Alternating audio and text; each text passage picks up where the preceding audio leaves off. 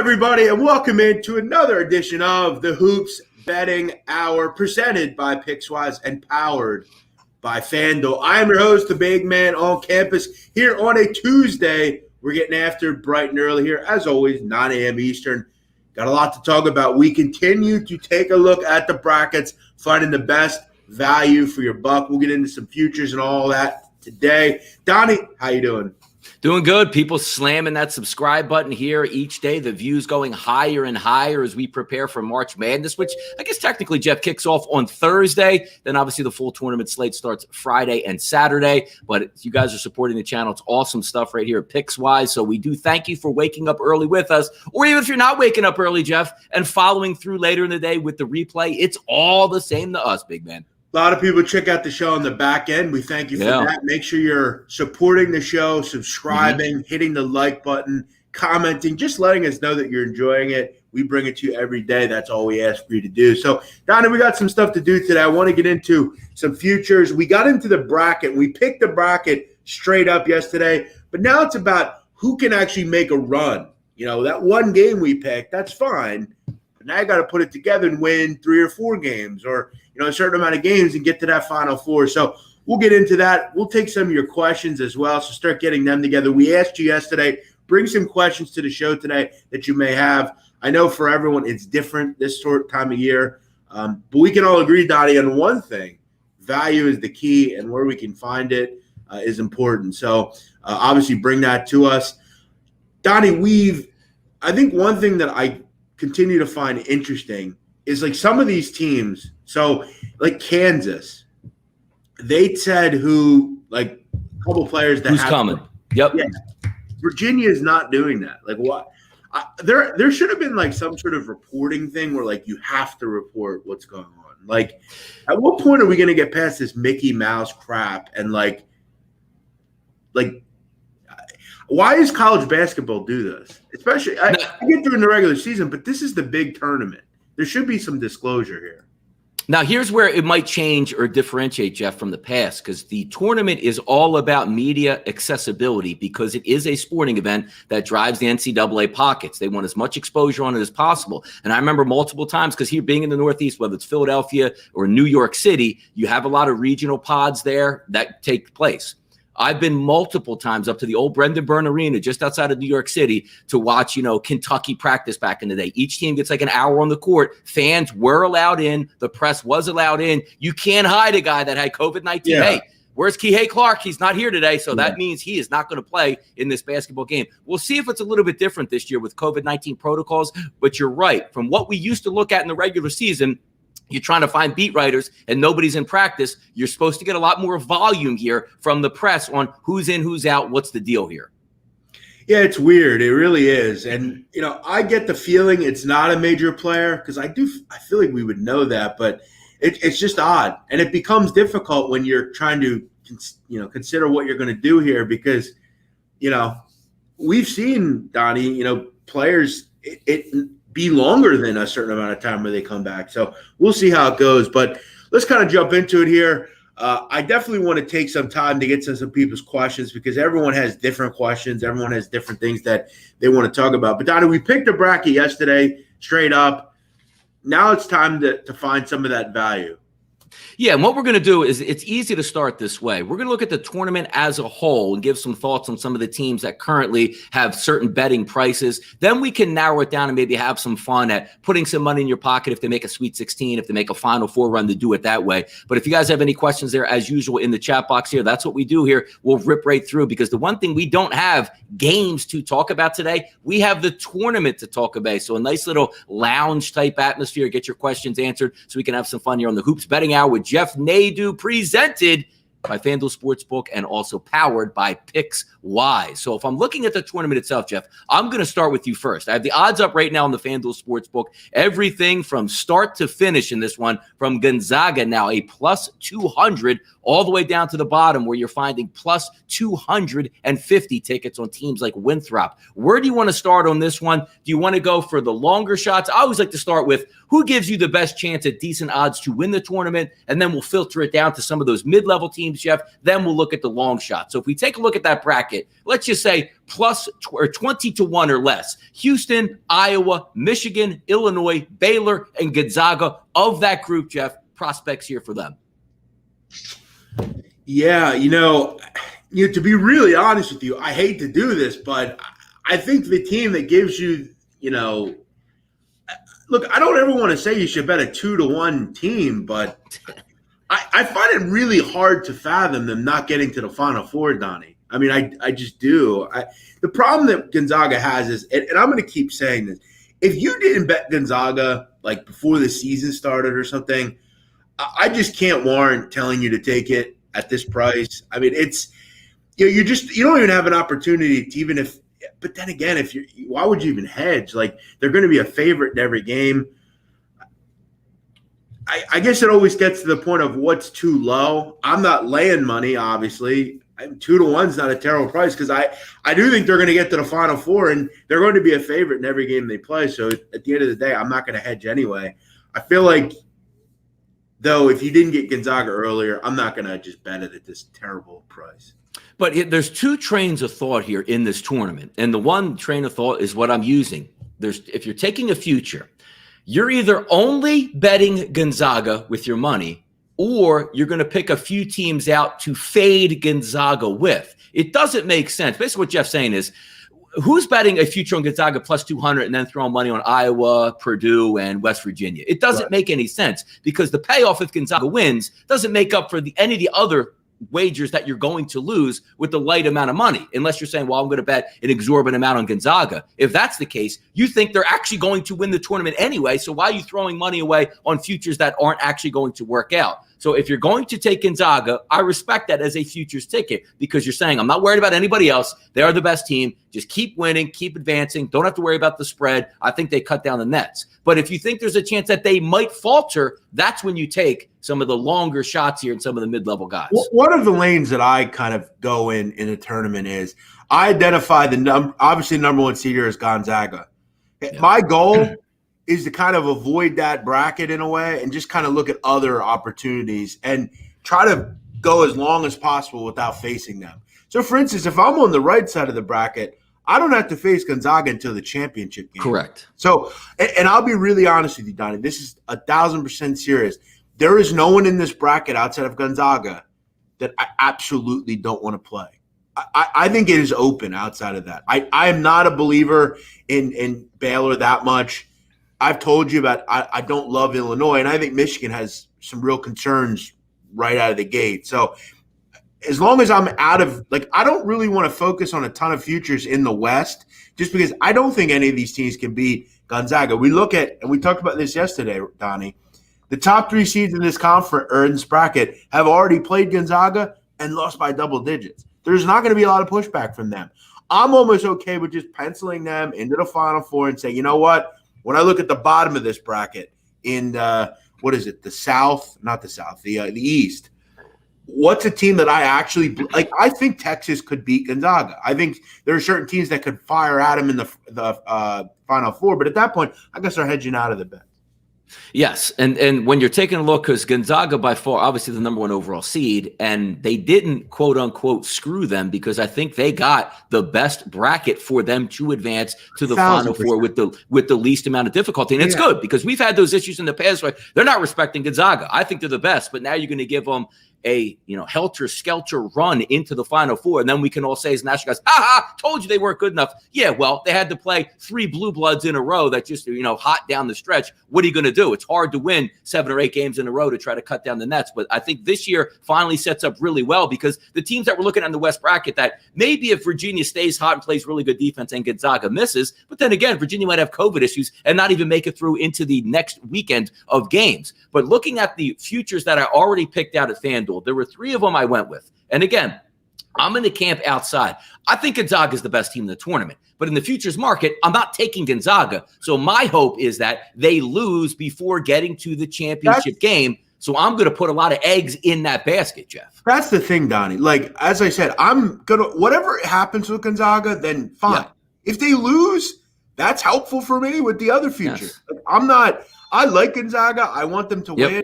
I've always had an affinity for few, but at the end of the day, Donnie, I'd be okay if they lose because from a future standpoint, Yes. that makes it easier for me. So yeah, I think we agree more in similar ways of like we're looking deeper into things and teams that actually make runs that have big numbers. And if Gonzaga loses, so be it. By the way, real quick before we get into some of yours, Donnie.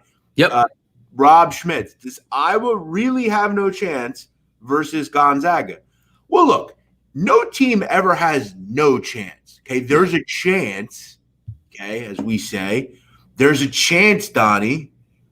Now that she's single, Kim Kardashian may knock on my door in the next hour and say, "Yo, Jeff, let's go on a date." That may happen. Or she may pop into the chat box, say, "Boy, I've been following you for a long time. Now's my chance. Can we connect?" Yeah, there's not no chance. There's a small, little chance, but it's probably not going to happen. And I'm not saying that Gonzaga can't lose to Iowa. I mean, I don't know what gives you really any thought that they can beat Iowa. I mean, they were down 20 most of the game when they played them and ended up losing by double digits and gave up almost 100 points. So is there no chance? I guess there's not no chance. I mean, there's so many things because if you were to say, Jeff, in the tournament, which obviously isn't the case, and the tough part about winning the tournament is you don't get a reprieve. One bad game, you're out. Yeah. In the NBA, Jeff, you have 7. Hey, we had a bad game one. Remember the Sixers 2001? If this was the tournament, the Sixers are world champions with Allen Iverson because they won game one. But they got flatlined the rest because talent is eventually going to take over. That's why what we're saying here. Exactly. So Gonzaga gets to the Sweet 16 or the Elite 8, foul trouble.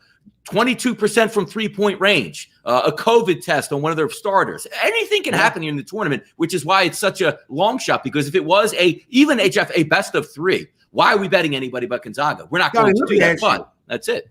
Let me ask you about the COVID stuff. Okay, so we're in the Elite 8, right? Mm-hmm. And we have, we're getting to nitty-gritty, and you're Gonzaga, and Corey Kispert and Timmy have the virus. Do you think there's any teams out there that are like, we're going to be through this? Like, we're just going to – do you think any team would do that? What do you mean work through it? Like just quit on the tournament? No, like just play anyway. No, there's too many legal ramifications on that. Like you're talking about that would be brutal. If one of the monster scandals of all time. Like they would give them like the SMU treatment and say like you have the death penalty. You're not even allowed to field a team next year, and Gonzaga would just go away. I don't think they would ever. That would be crazy bad luck, Donnie. Like if Gonzaga gets to the Final Four and go to the championship game, they have to sit out for these like. We're hearing a positive test on the Gonzaga side. Like, oh my goodness! And again, as you say this, and it's on tape. March 16th, before the tournament starts, we've seen ridiculous stuff go on already as is. And I'm not putting it past any of this, which just because it depends on how we saw Gonzaga early in the year, Jeff, when COVID was a lot more on the front of people's brains. Like if you play college basketball this year, every kid is going to die. Do you remember Gonzaga tested positive early? It was like, we're playing this afternoon. What's the big deal? They take a different approach. I mean, at the end of the day, like, and I don't mean to be coy here, and I'm not trying to be rude, but like, no kid on those teams, none of them are going to have any issue. They don't even know they have it. No. Exactly. Like, what are we doing here? Like, I get it. Like, you have some older coaches or whatever, but it's like, it's a shame that, like, if they would actually take someone's opportunity away for an issue that they'll be good with intent. Like, it's really kind of sad, honestly. But these people have to make sure they don't break the protocols and stay in the rooms. And I already saw their complaint. Did you see they're complaining about the food there, Donnie? I mean, we're complaining about everything, and then you get the people that chime in. Oh man, this is how could you do this and play for this? If you don't understand why the kids are playing in March Madness, I remember being in college. I got a box lunch on the road on a bus, and I thought it was the greatest thing in the world. I remember getting my own pizza on a bus ride home from Virginia, being like, "This is actual living," and I was paying, Jeff, for my college education. Yeah, it's a different discussion. We've had it before. I'm in the belief, and we see it every day. Like I see, Donnie, people that have been out of college for 20 years that are still paying to go to college. There's a lot of kids that don't get a free education. And, again, we'll always say this. If you do not like it, don't do it. Exactly. Like go do whatever you want and you'll be good.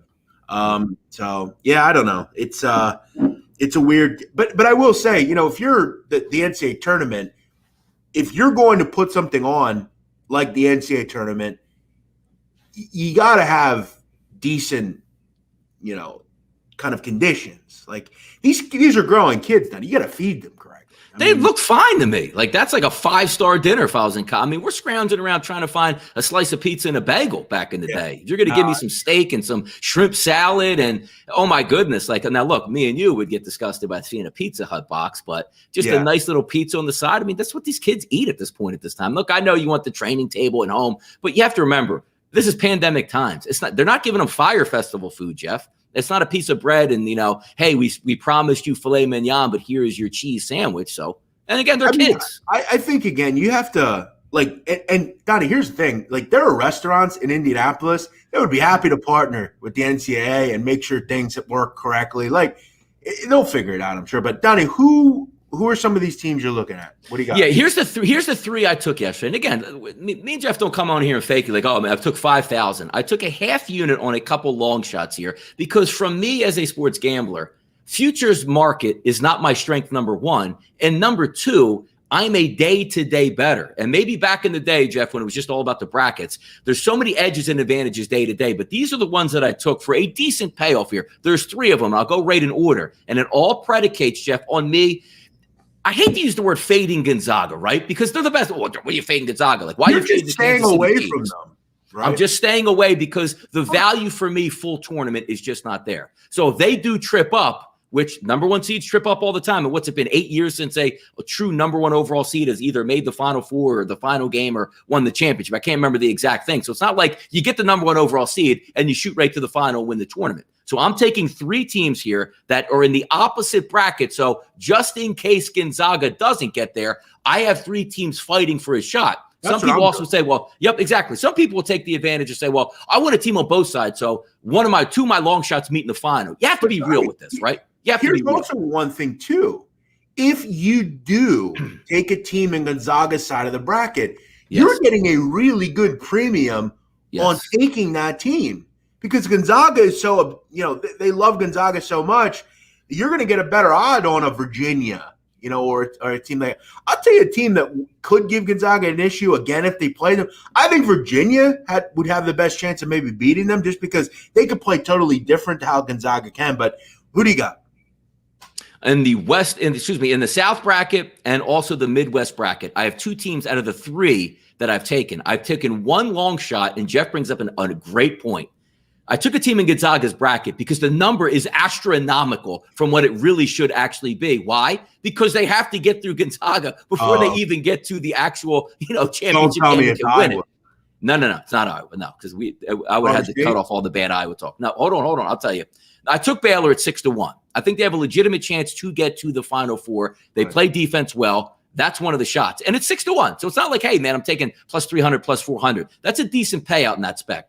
Now, when we flip it over to a little bit longer shot, Jeff, down in the Midwest, the number 2 seed, who I think has a decent path here to make a Sweet 16 or an Elite 8 to try to get some of that money back. And that's the Houston Cougars, Jeff, at plus 2,100. So I have two teams in one bracket here. And if it works out perfectly for me, Jeff, they meet in the Final Four. And I'm like, yes, I have a team getting to the final. But when I flip it over to the other bracket on the Gonzaga side, I didn't take anybody from the West. I went down to the East because I'm hoping for a chance that the round of 32, Sweet 16 or whatever, Gonzaga has a chance to lose. This is a team that came right down to the wire with a ton of talent and I don't like the coach, but he is a good coach and there's a lot of talent. It's LSU. And at FanDuel, Jeff, they are plus 10,000 to win the tournament. 10,000. I don't get that price at all. I couldn't agree more with you. And in fact, my favorite future, I bet it not only once, but I bet it twice yesterday at FanDuel because the odds went up 12-1 and 18-1. I took LSU to get to the Final Four. There you go. Because when I look at LSU, I do believe they're going to beat St. Bonaventure. I think it's a tough game. I think both teams got a tough kind of draw there. Mm-hmm. Isaiah Livers ain't coming back. Okay, it's time to start realizing that if you read through the tea leaves, he ain't coming back. And if he comes back, it might be on one leg anyway. Yeah, it might be too late. So I have 2 wins already. Okay, I'm in the Sweet 16. I think they can beat, either Florida State, Greensboro, Colorado, or Georgetown. That means you're in the Elite Eight. And what I can do at that point, if it's a Texas or an Alabama they're playing, I just hedge out. At 12 and 18 to 1, I don't even need them to get to the championship game. Now, 100 to 1, I will also play that because that is when you're spotting futures value, you got to look and you got to say, okay, that's the best price in the field for the team you're getting. Yeah. I mean, I would put that at 60 to 100 to 1. Right. What the heck? What? Now, keep in mind, FanDuel's got some great odds. You can surf around, and they are much less. But as soon as the brackets came out and I reassessed what made sense, yes, you have to go against Gonzaga, but that's why you're getting the higher odds. And in a tournament where anything can happen, you know what I want, Jeff? Shot makers and talent. Even though they're inconsistent, if they turn on to be consistent, that's an unbelievable price. It's not 20 to 1, 30 to 1, 50 to 1. 10,000 to 1, plus 10,000, which is 100 to 1. And those are the three that I took here that I can root on. But you're right. The goal is not LSU cutting down the nets at plus 10,000. The goal is LSU getting to the Elite Eight and then trying to turn that ticket with a hedge into a 15 to 1 or a 10 to 1, which is a great payoff. And that's all you anticipated on doing there. And you're cutting down on your exposure because you can get out of it earlier. You can, No, listen, I agree. And that was, Donnie, one of the reasons when you made the comments about Loyola, I laughed because they're the same situation. I have a 1 seed, so for you it's Michigan. Mm-hmm. I believe Illinois has some concerns. I do. I think Loyola could be a tough matchup. So I'm going to say they have to get through Georgia Tech, which isn't going to be easy. Georgia Tech's a solid team, same as Bonaventure. But again, I'm banking on the fact that I'll take the premium out on that team because they're going to be lower odds because they have to play a pretty good 8 or 9 or whatever they are, and then they got to play a 1.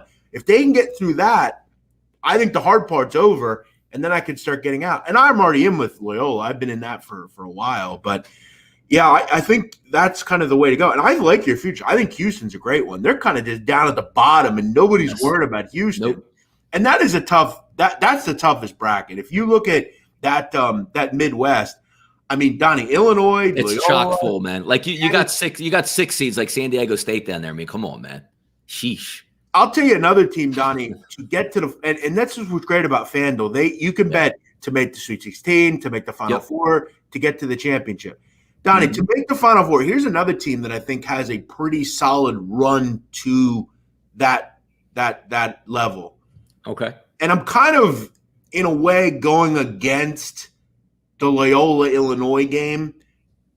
But I think if you're not in the predicament I am, another team to keep an eye on is the Oklahoma State Cowboys to make the Final Four. It's 6 to 1. Yeah. Pretty good price.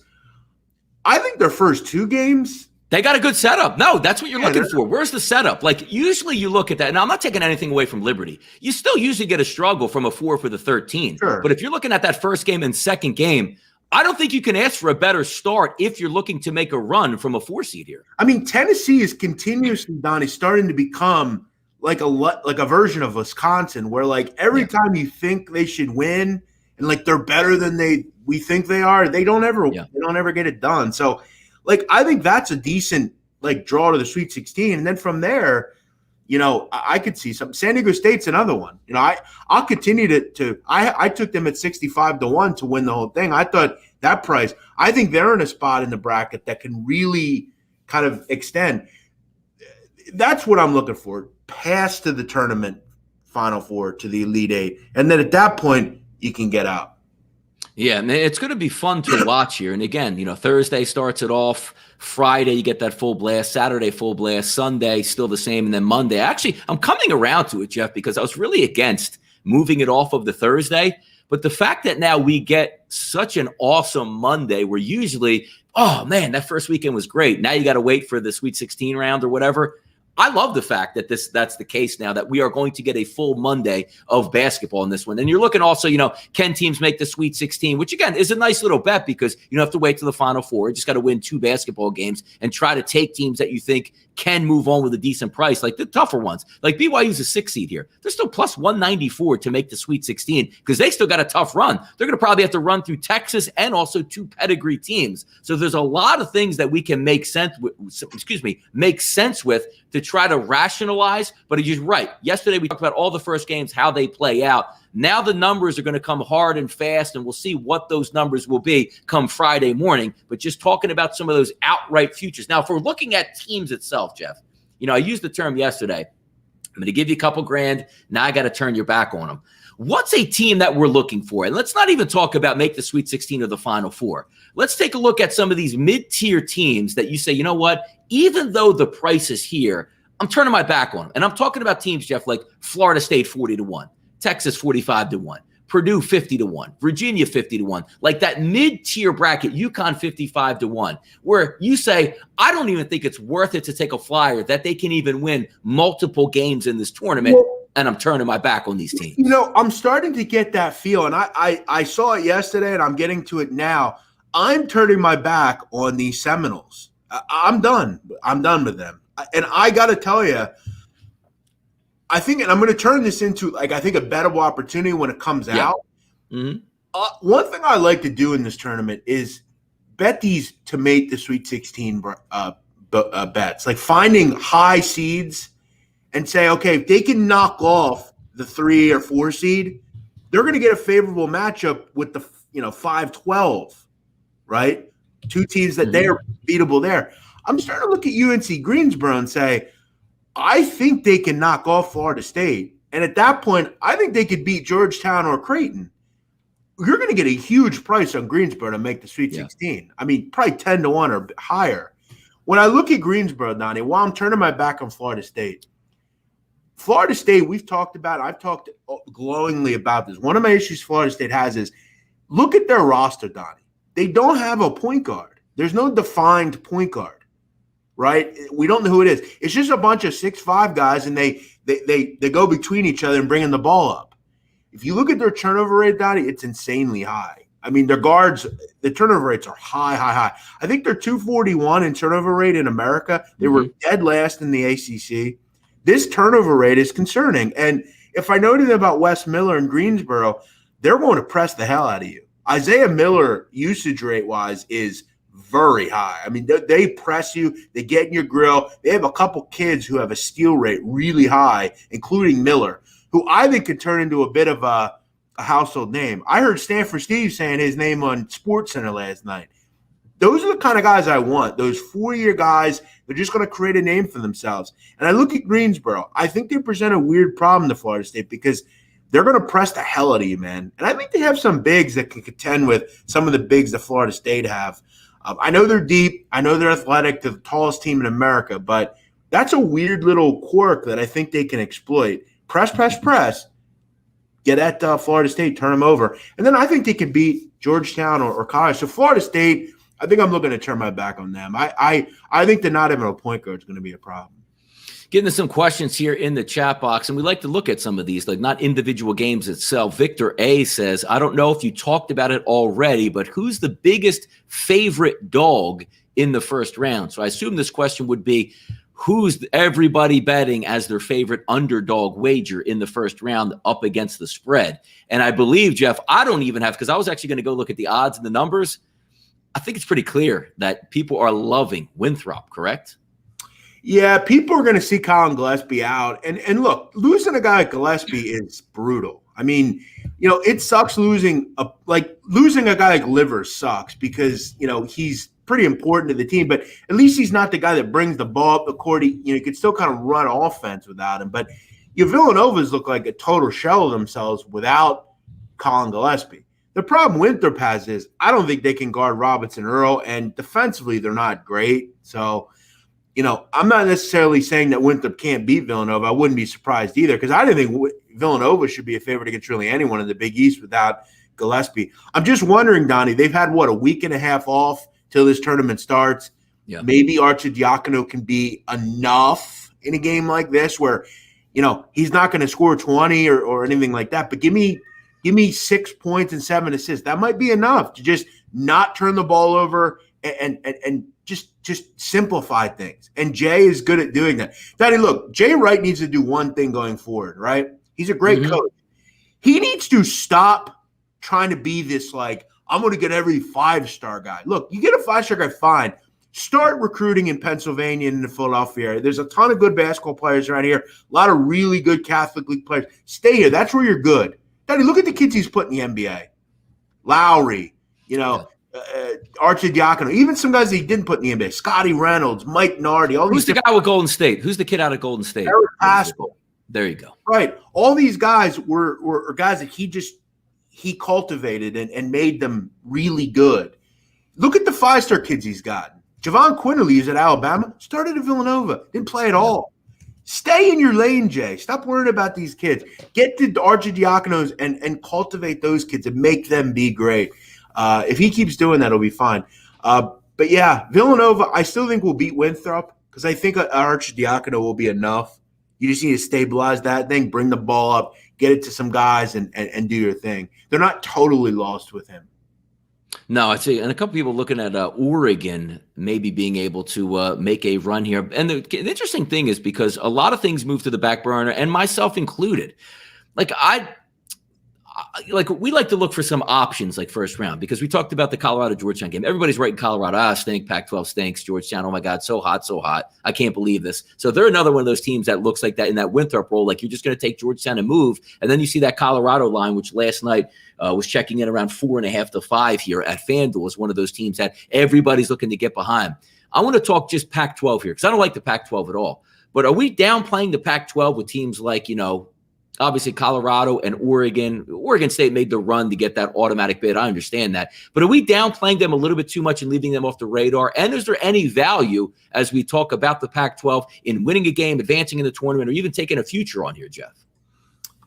Yeah, I don't know. I'm not going to be the one, like, especially with that Colorado game. I think that's a bad matchup for Georgetown, which we'll get into when we talk about the games from an ATS standpoint. But, Oregon is a team that you look at it in that Gonzaga bracket, are they a team that can maybe give Gonzaga some issues? They're fully healthy now. We know with Duarte, he's kind of, I think, slowly becoming that Dylan Brooks, Peyton Pritchard type of player that, Oregon's kind of created over the years. And as I said, Eric Williams is healthy. Omorui's in there. Figueroa is good to go. Hardy's good to go. Everybody's good to go. Will Richardson. So, they're at the best point that they should be in. And, they do play good defense. They have that zone that you're going to have to obviously shoot over. And, yeah, I think Oregon's a team that if I'm going to pick any team in the Pac-12, them and USC are both fascinating because USC is another team that we've kind of just not talked about. USC too. Yes, correct. Finally, they had a really solid season. A lot of people don't know this, Donnie, but they're one of the best two-point offenses in the country because they kind of utilize that. We're going to just put two bigs in the game, and we're going to wall the paint off, and you ain't coming into the paint. And you're going to have to deal with two, NBA guys if you do, So I don't hate the Pac-12, I think, like you do, but I also will contend that it is a conference that's very helter-skelter. I do like USC and Oregon. I think they can both do something.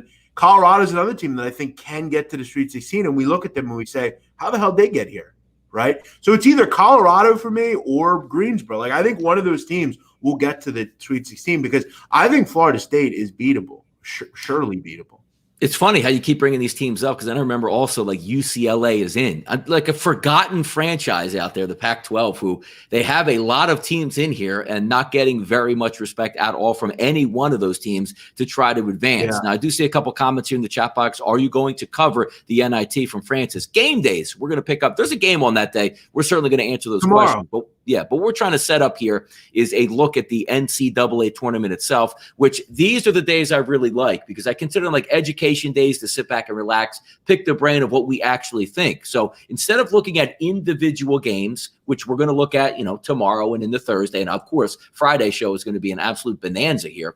Looking at the ways to bet the NCAA tournament, because we looked about the futures and they're fun because they're big ticket items. They're lottery tickets. If you hold on to, again, let's just say an LSU ticket and they win, it's 100 to 1. It's a fantastic payoff, whether you had $10, $20, $50, 100 or 5,000 on those games. But talk about, Jeff, entering into the tournament, your mindset as a gambler on maybe what you look matchup wise, or B, what you look from a game-to-game basis? Because there's some oddities here that are also going to take place. It used to be before, Jeff, you won your first game in that arena. You still played in that arena a day and a half later. Not going to be the case this year, as they're saying, Jeff. Let's just say you win a game on Indiana's campus. You might be playing on Purdue's campus. You might be playing at Bankers Fieldhouse the very next game. You're not getting that safety net, Jeff, of, hey, boy, I shot really well in this arena. I can't wait to get back out of here. Now you're trying to get to another arena during shootout and get used to scoring there. Little things like that play into the tournament where we're not really worried about that on a game-to-game basis in the regular season. Yeah, I think for that it's I don't know. We've never had this happen, so it's kind of different. We're in a bubble format. It seemed to work for the NBA, but in the NBA's case, it was the same building, same court, and they lit it up. I don't think it makes too much of a difference. Luckily, it's not these gigantic huge arenas where the optics are weird. They're college campus stadiums, so it's. You've played games there before, and they're similar to other places. I don't think that makes too much of a difference. I actually think it's kind of a cool element that they're all in the same area. There's no travel. You don't got to worry about planes coming in late, because it seems like every year, Donnie, you deal with that one or two teams that they had to sleep on the tarmac because they couldn't get in or something or whatever. So I don't think that makes too much of a difference. As far as what do you look for? When you bet college basketball, there's two ways you can look at the tournament. There are amateurs that I think this team's going to beat this team, and I'm going to, and that's how you do it. I look at, obviously, from a game-to-game standpoint, just the optics of the game, the schematics of the game, what's a quirk that a team has that's going to bother another team. So, again, like we talked yesterday about Iowa and Grand Canyon, I think the one team I did not want to see from a high seed standpoint was Grand Canyon, just because they have, I don't know how Garza can deal with just really big dudes. Like, he could deal with guys that are 6'9", but when you get a guy that's 7 foot, that's a little different, right? It's a lot bigger wingspan. So, there's just little things like that. And we talk about with Florida State, the press, I think that bothers them. So little quirks where just in watching basketball here and retaining that info, that kind of stuff is helpful. But it's truly a game-to-game thing. There's teams that have great draws that, it's just survive in advance. But that's one thing you have to remember as well. The goal is to just win a game, Donnie. The point spreads, I know we think – For us. Yeah, for us it means something. But I think a lot of people think, these guys don't care whether you have minus 12 or whatever. Their goal is just win the game. So – and also talking about the point spread, because we're going to bring that up in just a few moments here, but survive in advance is the name of the game. And again, when you're talking about teams that are going full tilt, there's a difference between, Jeff, Gonzaga going full tilt on a Tuesday when they don't play again until Saturday, and going full tilt on a Tuesday when they have to play 36 hours later on a Thursday. So that's an interesting point. But also when we talk about, capping games and getting after it, there's a reason why the big man on campus is featured on a college basketball show. Why? Because they want his insights. We know what the big man on campus isn't afraid of, Jeff. A little bit of competition for yourself. How about this? In the Picks Wise Capper contest, 9 experts will give out their best bets each and every day of the tournament, and it's coming up here. No slouch here, Jeff. The winner with the most profit at the end, a $10,000 cash prize. John Rothstein, Rashard Phillips, Megan making money from the FanDuel Sportsbook, and my co-host here, the big man on campus, which is why it's called the Hoops Betting Hour with Jeff Nadu. He will be in there as well. Future picks from all contestants will be up shortly, so keep an eye out on the PicksWise website. A winner was chosen that will enter the ring with these 9 superstar handicappers. Only one, Jeff, comes out with the 10 G's, and we're hoping it's you. Yeah, I don't know all these people. In fact, I don't think I know any of them personally. I don't think I've ever talked to any of these people. But listen, can I just say I'm not real worried? Can I say that? I'm not real worried. John Rothstein, worry about your Rothsteinisms. I don't think he has what it takes. I mean, he might be getting picks from other people, Jeff. You know what I mean? Yeah, he might be. That's true. I don't, Rashard Phillips, I think played in college. I do respect. I think he played in college, as far as I know. I don't know how good he is as a handicapper. Megan, what's her name? Megan Moneymaker. I don't. Megan making money. Look, she must be making money. Her name's Megan, Jeff. So don't lose. Hey, you lose to the female out there that's putting the winners down left and right. You can't let that happen to us, can you? A gangster doesn't need to say he's a gangster. He's just a gangster. I don't need to say I'm making money. I'm just making money. I don't know her either. I don't know if she makes, none of this group seems too formidable. So I guess we'll have to see. There are some people. There was one guy last week. He said he's in the comments. He called me out. I don't know the guy, but there you go. See that? We got Jeff's always down for some trash talk, so that's what keeps it fun here. The last guy that trash talked me in the NBA, Donnie, said that he was the best NBA capper in the world. He challenged me. He says, "You don't know nothing about the NBA." I remember beating him, so I don't know. Might not want to challenge me.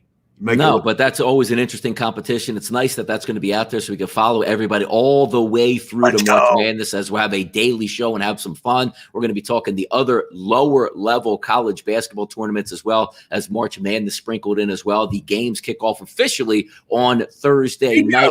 I don't want to get into too much of the day by day of those games, but there's a couple oddities on Thursday we're going to be able to bring up over the next couple of days.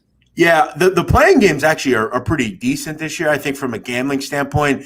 I want to say this, the lower tournaments, CBI, the NIT, I would highly recommend, folks, spending some time on those. Okay, I know some people just talk about, I don't care about those tournaments.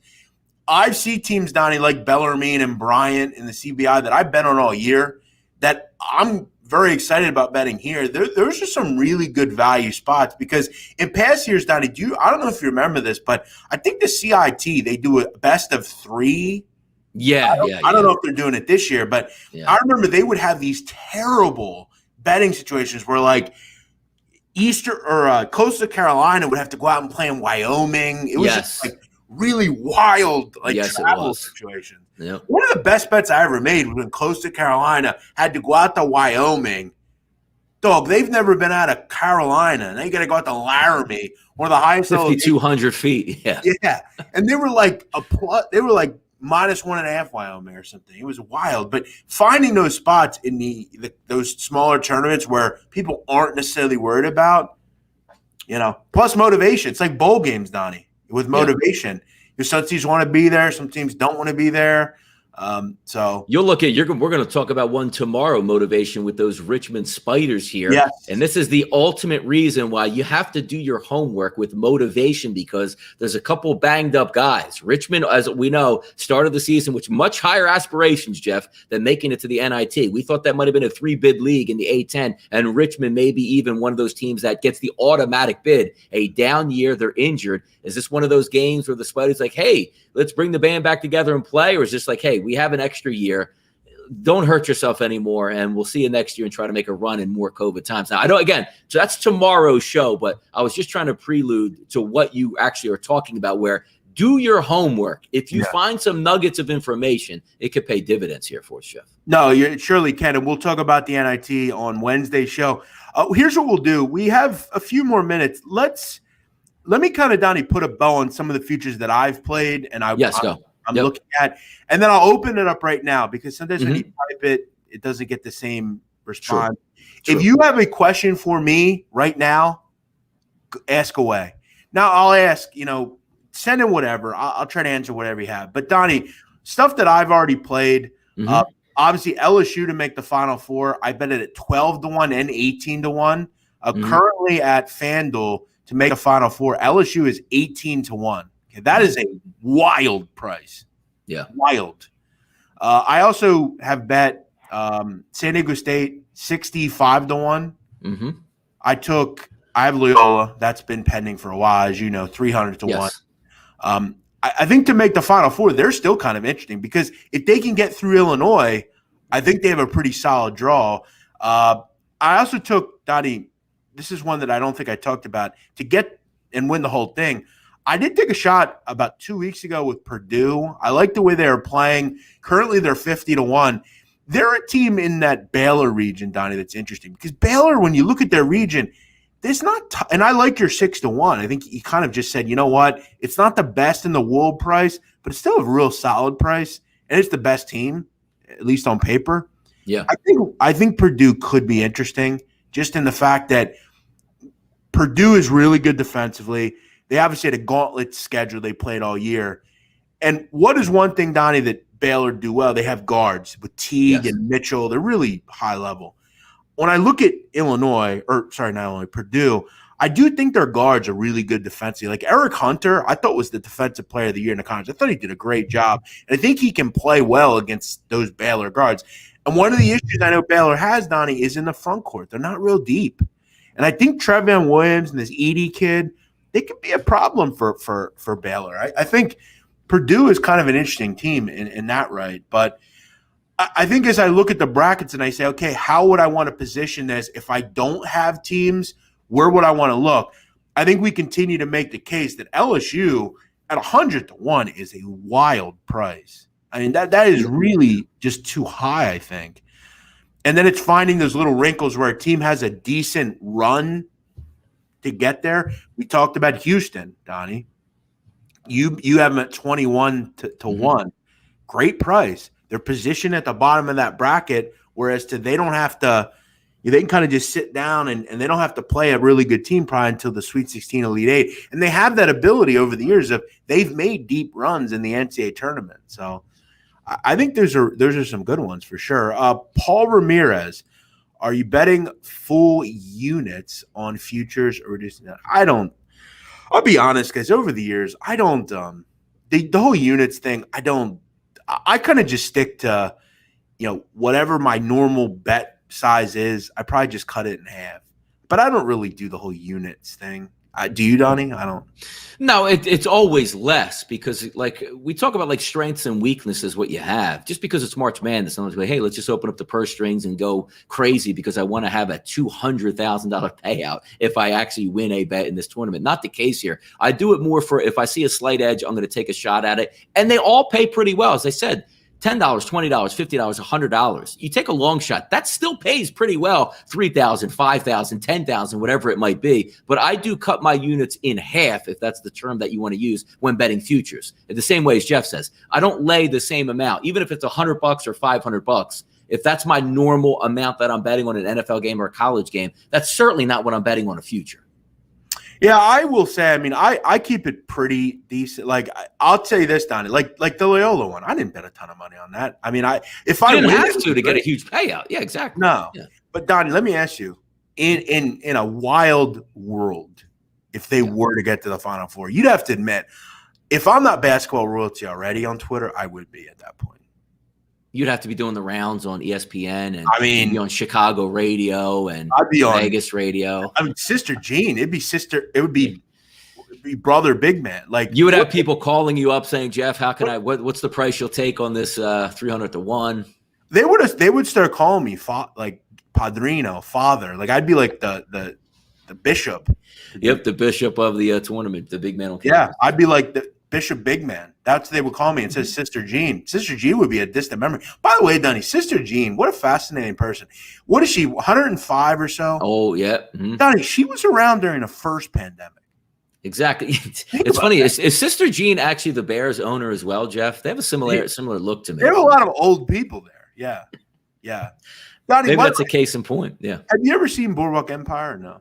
I have seen it, yes. Okay. You remember Steve Buscemi? Yeah, you remember the guy Jimmy Darmody? He was in the first. Yes, correct. Yes, absolutely. He had like a son. The son was like 3 or 4 in the show, like early on. Like I think about that show. That was in like 1920. Yeah, way back in the day. That's that kid's age. That was like Sister Jean, like, and she's still alive, man. Like that's crazy. She shook hands. She shook hands with Nucky Thompson. Yeah. Yeah, that's crazy. Yeah, it's crazy. It's like when she was growing up, Donnie. Al Capone was still a nobody. Correct. Yeah. Like, that's nuts. Like, Al Capone's been dead for decades. Yeah. She's still here. When they get back to that show and they talk about, like, driving on the Black Horse Pike because there's no Atlantic City Expressway, like, goodness, man, how long ago was this? Yeah, it's crazy. It's really wild, like, how old she is.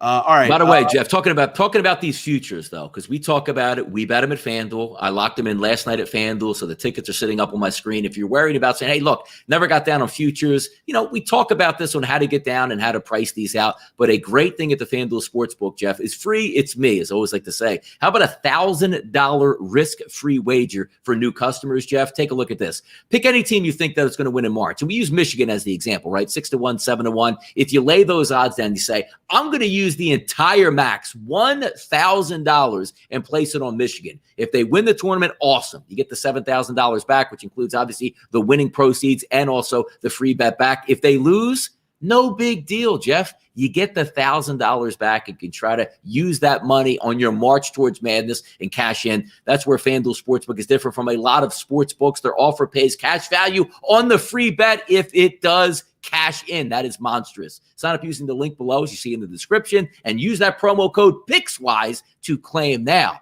I use FanDuel Sportsbook. I use it for all three of my odds. Got great odds on those, as we talked about LSU. If you shop around other books, you ain't finding plus 10,000, which I got here for a nice run in the tournament, Jeff. But certainly good stuff here, and we'll be using FanDuel all the way through, Jeff, on March Madness. Yeah, if you're in the qualifying states, go. If you're, I don't know what you're doing, go get an account. What are you doing? FanDuel's got to be your book of choice. Johnny's saying status for Penn and Hemphill for Drake are affecting the line. Listen, Hemphill's going to play. I don't know how he's done. Wait, who's done? Penn's done, right? Penn's with the footage. Hemphill's coming back though, and that's huge. Even if he can give you something, that's going to, because Drake's a solid team. They have plenty of good players without him, but Hemphill coming back is big. If they can get him back, that's going to be helpful. I think they will beat Wichita State. We'll get into that down the road. Jeff, do you have LSU and Texas? Only one can make the Final Four. Oh, that's another future I have, Donnie. I have Texas as well. Yep, I've talked about them as well. They seem like they're lying in the weeds, Jeff. You know what I mean? Not a lot of talk. Go ahead. They're a team like this is outside of LSU, Donnie. Texas at 45-1 is wild, which you could still get right now as we speak at FanDuel. If I'm looking at that 40-1, I mean, Texas is there, man. They can match up, Donnie, with anyone in America. They can beat Baylor. They can beat Gonzaga. They can beat anybody. And their bracket, Donnie, that's the bracket I want to target, because Michigan is the weakest one seed, in my opinion, at this late hour. But yeah, only one can make the Final Four if I had to pick. I mean, obviously, the odds are going to be a little different. To make the Final Four, Texas is, 7-1 is not bad, man. No. I'll say bet between those two to make the Final Four, but I like both. You're trying to start, right, to try to get you off and running. They're going to beat Abilene Christian. And I love Abilene Christian. Second round matchup. Let's just say if BYU does advance, that's still a really good matchup for Texas as well. Yes. Off into the Sweet 16, and that's what you gauge it on. Can the plane, Jeff, get off the runway is what you're trying to gauge here. Exactly. You look at one of these comments. Tom Adams is saying, nice, Tom. I got Tom at a text at 51-1 on an Australia bookie yesterday. Almost fell out of my chair at the price. Well, so you're listening in Australia right now. I always find that fascinating, Donnie. Or maybe he has a floating IP, Jeff. He's just a really good gambler. True. I don't think. I think he's probably it's probably in Australia. But Donnie, it's early. We were just talking about the 20s. Yeah. Think about where we were then and where we are now. We can talk to somebody in Australia.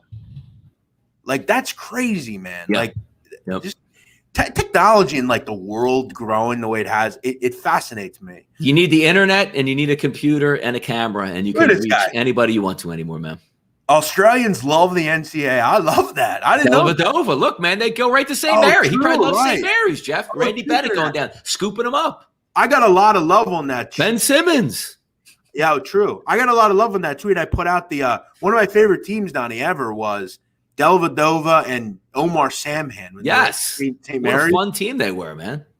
I remember, Donnie. Dude, by the way, Dellavedova, real quick, Dellavedova in that first 4 game, when I watched him play, I was like, this guy is a man-child. I'm not talking about Omar Samhan. Dellavedova was so good as a college basketball player, man. Go ahead. He was a weird, wild dude, but I remember going into the barbershop a few days before the tournament. I said, yo, St. Mary's is going to beat Villanova. That was back when I was a young whippersnapper. I was calling that crap out. And I'll tell you what, they looked at me like I was crazy. Yep. Never heard of the school. Who? Yeah, they ain't losing to St. Mary's. What are you talking about? Villanova, they got, all these. I said, they're going to lose. I'm telling you. And they lost. All right. Texas to make the Sweet 16, Connor Nolan says, at plus 100. I don't hate. Well, I mean, it's going to win. So, yeah. Do you coin flip those games on? Which one was it? Plus what? What was the bet? He says he likes Texas plus 116 or plus 100 to make the Sweet 16. They're not going to lose to BYU or Abilene Christian. So I guess would it make more sense just to money line Texas both games and make more than that than at plus 100? You know, and just roll it over. True.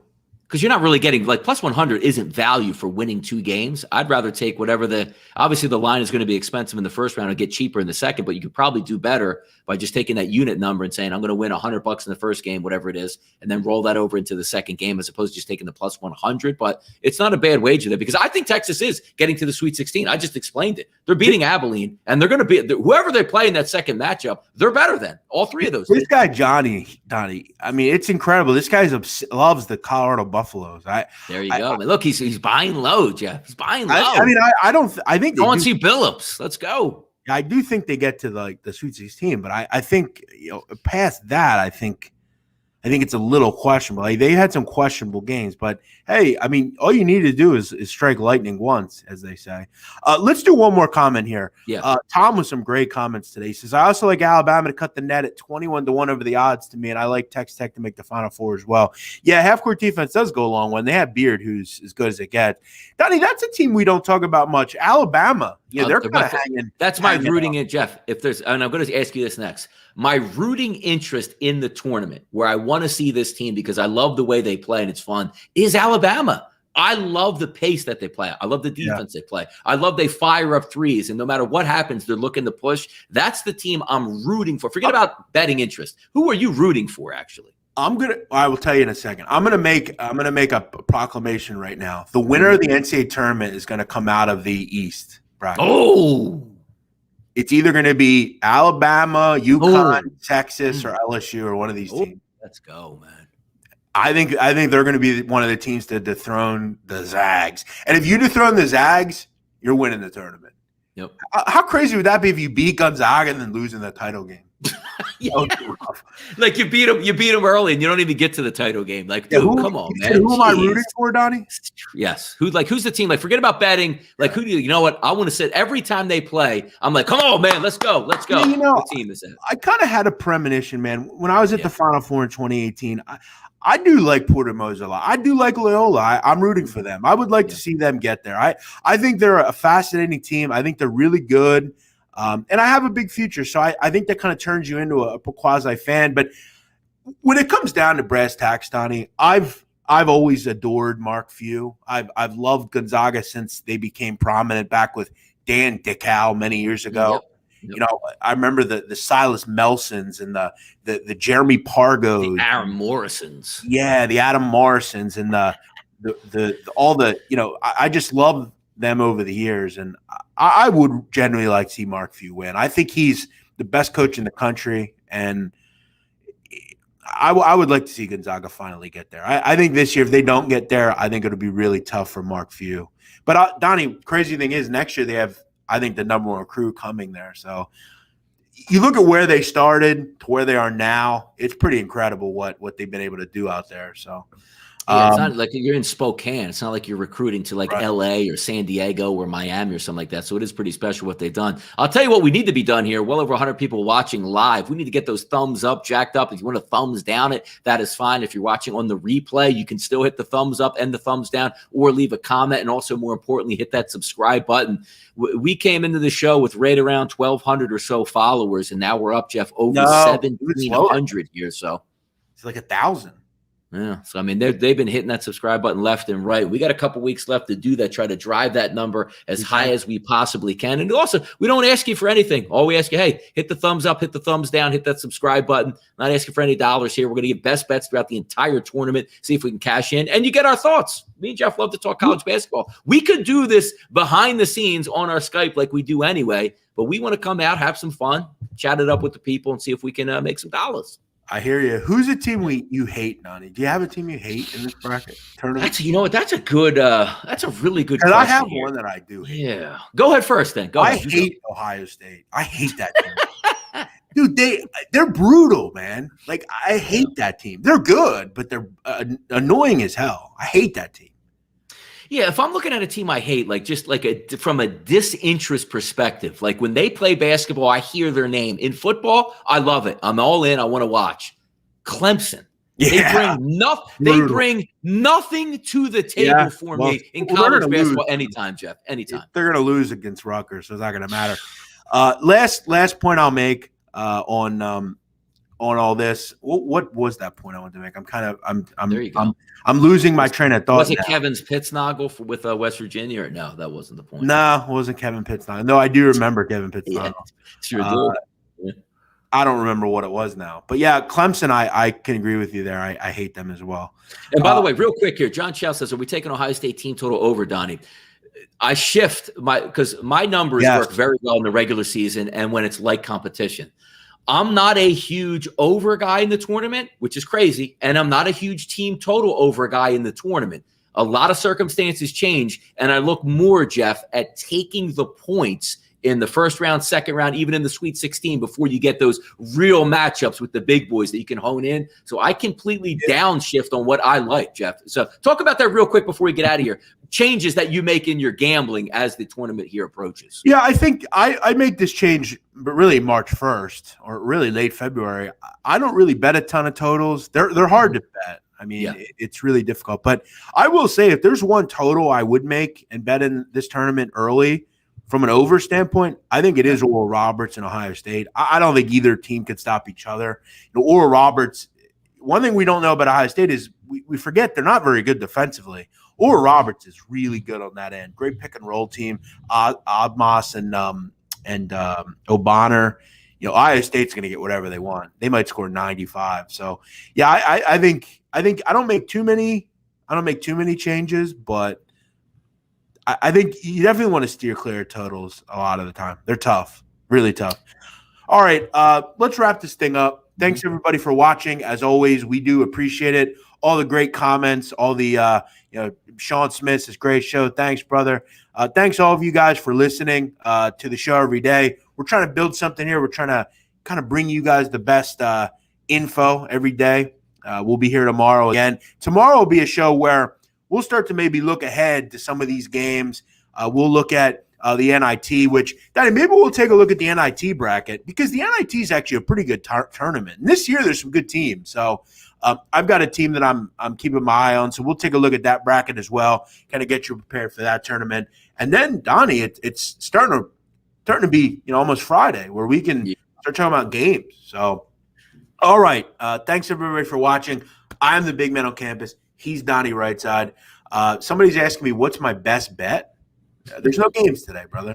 Jeff, trust me, it's going to be tracked. You will know when Jeff's best bets are out there because it's going to be for all to see. And again, that's Stewart's once a time. And again, today, Jeff, we went on a show that went over an hour. We didn't have a game to talk about. That's how much it's fun to talk college basketball and get through it. So good stuff. Yep. Jacob Carlos says, nice work. True professionals. Thank you, Jake. Appreciate that. You'll have a good night. I'm the big man. He's Donnie Rightside.